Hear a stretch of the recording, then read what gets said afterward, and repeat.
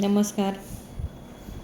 आज आपण एक नवीन रेसिपी घेऊन आलो आहे. वडापाव तर नेहमीच खाल्ला असाल, पण हा एकदम हटके वडापाव आहे.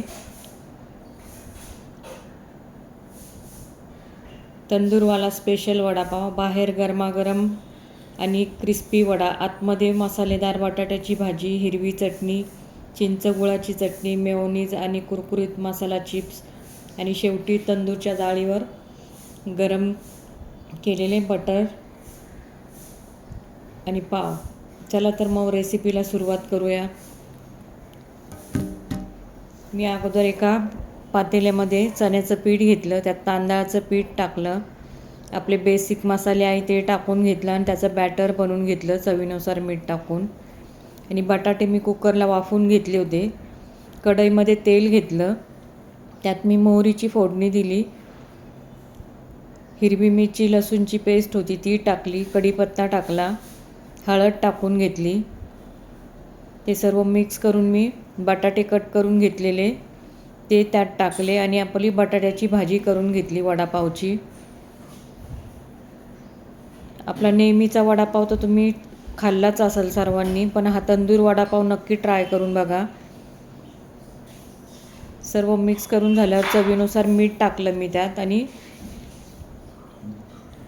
कोथिंबीर टाकून मी सर्व मिक्स करून भाजी थंड करण्यासाठी ठेवली. त्यानंतर कढई ठेवली गॅसवर, त्यात मी तेल टाकून घेतलं. तेल गरम होईपर्यंत मी आपली बटाट्याची भाजी आहे ना, त्याचे गोल बॉल्स बनवून चपटे करून ते करून ठेवले. सर्व बॉल्स बनवून झाल्यावर मी ते बॅटर बनवून घेतलेलं चण्याच्या पिठाचं, त्यात सर्व मी डीप करून आणि सर्व वडे मी फ्राय करून घेतले हळूहळू. अगदी मंद आचेवर हे करून घेतले, म्हणजे आतून छान क्रिस्पी होतात वडे पण. आणि तांदळाचं पीठ टाकल्यामुळे तर छानच कुरकुरीत लागतात. तेवढे नक्की तुम्ही तांदळाचं पीठ टाकून ट्राय करा. कोणी कोणी तंदूर वडापाव खाल्ला आहे मला कमेंट बॉक्समध्ये नक्की कळवा. नसेल खाल्ला तर ही रेसिपी बघून नक्की ट्राय करा. बाहेर असा छान पाऊस पडतो आहे आणि तंदूर वडापाव खायला कोणाला आवडणार नाही.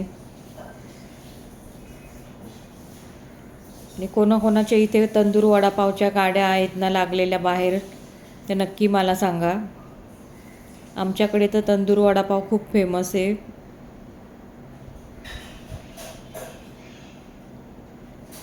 तुम्ही बघू शकता वडे आपले ना बारीक गॅसवर फ्राय करून होतात. ते पाव घेतले मी, त्याला मी हिरवी चटणी लावून घेतली. त्यानंतर तंदूर मेयोनीज आहे ना ते देखील लावून घेतलं त्याला पावाला.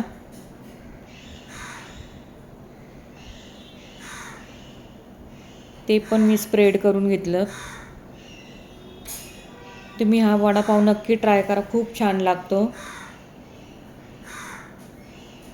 त्यानंतर आपलं साधं मेयोनीज आहे ना ते देखील टाकून त्यात मी वडा ठेवला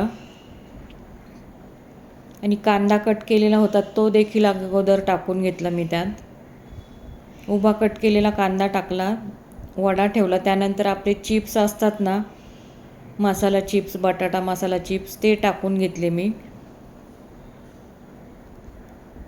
त्यानंतर वडापाव मी बंद करून घेतला तो.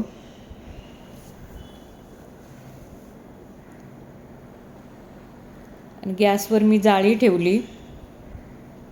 ती जाळी गरम होईपर्यंत मी वडापावच्या याच्यावर मी चिंच गुळाची चटणी टाकून घेतली. परत थोडं मेयोनीज टाकलं आहे. तुम्ही बघू शकता ते चिप्स पण टाकून घेतले मी, बटाटा चिप्स.